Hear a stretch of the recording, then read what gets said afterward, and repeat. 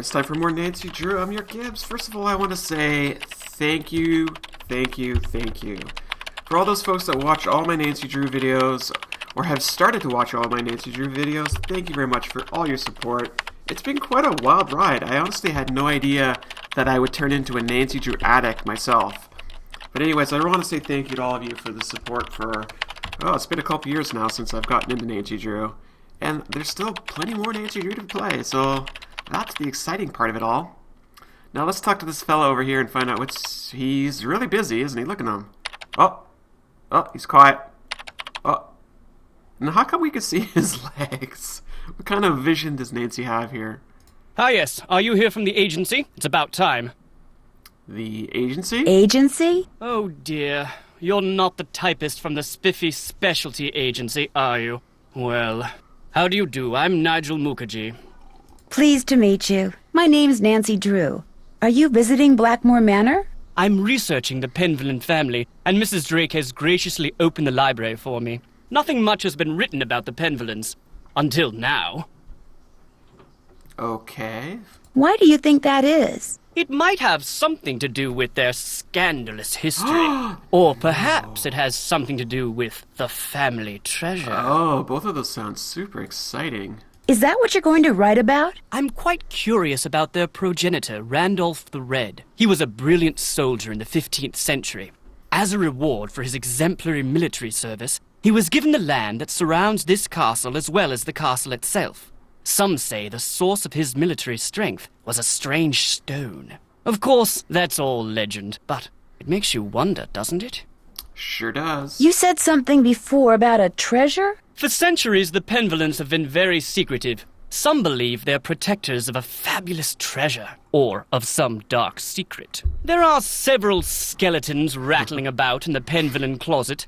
Take, for example, Eleanor Penvellyn, tried and convicted of witchcraft in 1650, quite the height of the witch trials here in Essex. It was rumored that Cromwell arranged the conviction. Ooh, who's this guy? Cromwell? Oliver Cromwell? Ironsides? I suppose they don't teach history any longer in the U.S. Wow, Lady harsh. Penvellyn was a rather vocal critic of Cromwell's policies and helped many of his enemies flee the country. Whether she actually was a practitioner of witchcraft is unknown, although many visitors to the manor during her tenure reported hearing strange, ghostly bells. Some even saw phantom hands floating about the manor, tolling their charmed chimes. I love this guy's voice. It's great. You mentioned some kind of scandal with the Penvellyn family? Yeah. Well, having a family member burned as a witch can hardly be considered a mark of pride, I dare say. Fair enough. And then there's the whole business with the Blackmoor beast. What is the business with the Blackmoor beast? Blackmoor Beast? It's a story that's been told for generations out here. During the 1600s, many of the villagers reported seeing a strange beast with red eyes and giant fangs prowling the moors. They asked the mistress of Blackmoor Manor, Eleanor Penvellyn, to put a bounty on the beast's head. But, oddly enough, she not only refused, she forbade anyone from hunting the creature. It was rumored that the beast was Eleanor's husband, whom she had cursed for finding out too much about the Penvellyn secret. Okay. When I was walking up to the house, I saw something with red eyes that called out to me. Really? How extraordinary. Are you sure it wasn't just jet lag? Positive, and I heard it make this kind of growling sound. Perhaps it was the cursed husband of Eleanor Penvellyn, prowling about the moors in search of lost Yanks. Very funny. Yeah, that's not funny at all. Who are all those paintings of in the Great Hall? Those are the Penvellyns who owned Blackmoor Manor at one time or another. Okay. I'll let you get back to your work. Farewell. Okay, Nigel. I will let you get back to your Fascinating work. piece, isn't it? James Penvellyn sculpted it in 1591, although it appears that wand was added at a later date. He was quite a flamboyant figure and never married, but one day a child appeared quite mysteriously in the castle, and he took her in as his own. That was Eleanor, and many of the townfolk believed her to be a changeling or fairy baby. What? Wow. Rumors are cruel. Let's see what else is going on in this library. Quite a lot of pictures here. Oh, no, I'm not done yet. Can I go this way? Yes. Law books, 16th century. I doubt you'll find much of interest in there. They're mainly law books. Charles Penvellyn was a prominent judge in the 16th century. Sad to say, he lost his son at a young age, left his estate to his grandson, Thomas. Okay. Those manuscripts are very old and brittle. They date back to the 14th century. Odo Penvellyn collected most of them. His father, Randolph, and son Milo were rather more interested in military victories than in book collecting. I have to say, for those folks of you that are watching that are book fanatics, could you imagine having a library filled with 400, 500, 600-year-old books? Wow. Spend all day there. Okay, how do I turn around, game? There we go. There's a computer here. Do you mind if I use this computer? No, not at all. But it's very old. Feel free to use mine if I'm not here. Who's Alan? Alan Penvellyn was a noted researcher in computers and languages. Jane let me into his computer, but there was nothing much of interest on it. What's the password? I'm not sure. Oh. Well, darn it all. I couldn't quite track the provenance of that piece, but Philippe must have brought it back from the New World. He became quite wealthy as a merchant in the Americas and restored Blackmoor's original splendor after it had been abandoned for years. His daughter Penelope continued the renovation, commissioning the construction of this library by Roger Vizier, who built a similar one for the French general Jean Leboeuf. Jean Leboeuf? À tes souhaits. Merci. Achoo, bless you. Alright, well I think we might be done in here for now. Viewed the door off. Spasiba. Oh, we're using different languages. Oh, Nancy's so adorable. Achoo! Gesundheit. Oh, now we're in Danke. German. Dankeschön. Bitteschön. Those are mainly Penelope Penvellyn's collections of French novels. She was a patron to a raft of artists, and her salon was quite popular. She was quite the libertine, even kept her maiden name after her marriage. Oh, I see. Oh, I can't see these ones over here. I love the piano music in the background. It's nice. Okay, well, maybe we're done in here. Maybe we should continue to check things out. We're going to definitely get into his computer when he's not around, because that's what we do. Just call us Snoopy Nancy. So, this is the part where I get completely lost. Oh yeah, okay, so I've been here already. I remember the cricket. This is kind of the main hallway here. So that was the library. Oh, what's this? Hi there.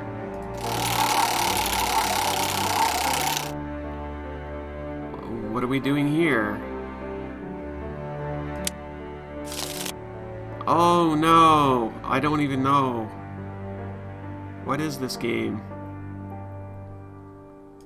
How does this even work? I have no idea what I'm doing. I can't seem to click anything. Oh, well, we'll come back to that. I'm sure we'll figure that out eventually. Oh, we're waiting for the prize, apparently. More of the folks that own the place. A lot of history, rich history here. In Blackmoor Manor. Statue here. Oh, I think we saw this one already. There's a door here. Wow, look at the view. It's so nice up here. Look at this. This is great. This is old school here. Whew. Okay, let's go this way. I want to see what's over here. Hello? I love the sounds of us, Nancy walking here. What is this place? Looks like John Penvellyn may have developed some of the plants that are in here himself. The amateur plants? Hybridizers Association of Great Britain. 1912. More of those gargoyles. This is neat. I want to have a garden like this. Oh, what's this? Doesn't work. Oh, darn. This must be some kind of well, but where's the water? Whoa, hello. I don't think I really have anything to... I don't have any items yet. That's okay, we're just kind of exploring at this point. I assume will be a puzzle we'll get to soon enough. Oh, something's rustling around in the bushes.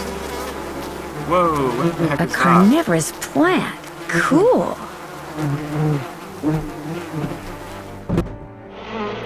That's probably not a good idea. Oh, Nancy, you're such a chicken. Messing with her plants is probably not a good idea. Oh, I anticipate a little homework for Nancy. All settled in? Good. I'm happy that you're visiting Linda, but I know how much you teenagers like your televisions and loud stereos, so I must insist that you act respectfully and civilly while you stay with us. Since my nephew Hugh is away on business, I am in charge of this household. And if there's one thing I cannot stand, it's noise. Hugh's daughter Jane is staying with us and would very much like to meet you, but please try not to distract her. She has her studies and mustn't be disturbed during her lessons. Is anyone else staying here? We do not have any permanent house staff, if that's what you mean. The Penvellyns have always been self-reliant. We get on quite well without being continuously mollycoddled by a squadron of insipid, gossiping ne'er-do-wells. Now, we do have two other house guests. Are Mr. Nigel Mukherjee, who is researching the Penvellyn family history in the library, and Ethel Bossany, Jane's tutor. I don't think we've met Ethel yet. Do you know what's wrong with Linda? Oh, Linda simply needs some time to adjust to her new living situation. England is not the United States. We do things differently, or should I say properly, here. The doctor believes it's just a case of nerves. Her mother told me she refuses to let anyone see her. Is that true? I don't know, and the doctors don't know. No one seems to know anything. All I've been told is that Linda is unwell and that in her stead, I must look after matters. Now, please, I really do not have time to entertain you. You may have the run of the house, but do not break anything, and refrain from mucking about with items that aren't yours. Two rules Jane seems incapable of following. And before I forget, our kitchen is being remodeled, so our dining situation is rather unorthodox. I've made arrangements with a local restaurant to deliver meals to us. There should be a programmed number for them on the phone in your room. Feel free to order whatever you'd like. Okay. I spoke with Mr. Tucker at the Boar's Head pub, but frankly, I'm not at all sure what he said. Yes, his language is quite colourful, isn't it? He's Cockney, you see. My brother Alan and I loved to make up Cockney rhymes when we were young. We'd drive our governess quite batty. Haven't got a pot of glue, haven't got a pot of glue. Ha! How we teased her. What does that even mean? Pot of glue? A clue, dear. Haven't got a clue. Rhymes with glue, you see. Okay. This conservatory is very beautiful, but why isn't there any water in the well? I'm not quite sure. We never really used it, but it was always full of water. That is until my brother died. And then it just dried up. Most of these plants were brought over by my grandfather. He was quite the adventurer. I remember when he brought back Lulu from the Amazon. At first, Mother wouldn't allow us to play with it because it had picked up too many unsuitable words from sailors. But it gradually learned proper manners. Oh, that's awesome. Too many unsuitable words from sailors. Oh, Lulu, I want to find out what sailor words you know. Can you tell me about Lulu? Lulu is a very old parrot. She must be over 80 years old. Please be very careful with her, especially if you feed her. Parrots have quite delicate constitutions, you know. Do you know what the password is for the computer in the library? No, that was my brother's toy. That was my brother's toy. Okay. I'm concerned about that thing I saw outside. It was purely your imagination, unless you saw a stray dog. But I will not countenance any histrionics about this issue. We have enough to worry about with Linda. And please do not get any ideas about going outside to investigate. I do not want you tracking mud all over this house. But that's what Nancy does. She snoops and investigates and gets to the bottom of things. Goodbye. Run along. You can't hold her down. Nope. Messing with her plants is probably not a good idea. I feel like we should. Do you have allergies, Mrs. Drake? Oh, yes. Hay fever. Although I'm not at all sure what's worse, my allergies or that medication. It makes me feel as if I'm about to float right out of my shoes. Yeah, that's what allergy medicine typically does. Messing with her plants is probably not a good idea. We won't mess with her plants. Who's hungry? Who's ready for some nummies? Did you say something, Mrs. Drake? Not to you, dear. What is she doing? These constant intrusions are most irksome. Goodbye. Okay, fine. Run along. Run along. Nancy will go and find out who is responsible for this mystery. It might take her 3 to 4 hours, but she's gonna get to the bottom of it. And your manners won't change that at all. Okay, so that's the observatory. And what else can we look at? No, I looked at you already. Very decorative here. Looks like a piece is missing. Yeah, I see that now. Oh, I can... Oh, that's the library. Okay. I thought it was the front door. Guess we'll go upstairs then. Oh, that's Lulu. Where's Jane? No, that's Linda. Hi, Linda. Hi, Linda. She's got nothing to say. I'll be going now. Wow. That's just wrong. Okay, we'll turn around and leave. So that's Lulu. I wonder if we can just say, hey Lulu, what's going on? Guess she's not in her room.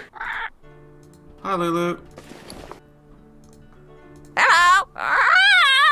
How good are you at giving hints? Tell your troubles to Lulu. Okay.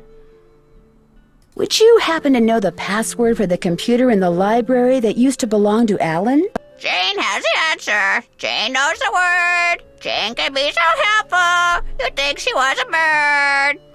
Bye, Bird. Don't leave me. I love you. Don't leave me, I love you. Oh my gosh. Oh, Lulu. Beast of Blackmoor. The Beast of Blackmoor in 1857. Sheepherders reported seeing a creature with gleaming red eyes, the head and fur of a wolf, and the body of a human. 1650, the owner of the Blackmoor Manor was tried and later burned at the stake for witchcraft.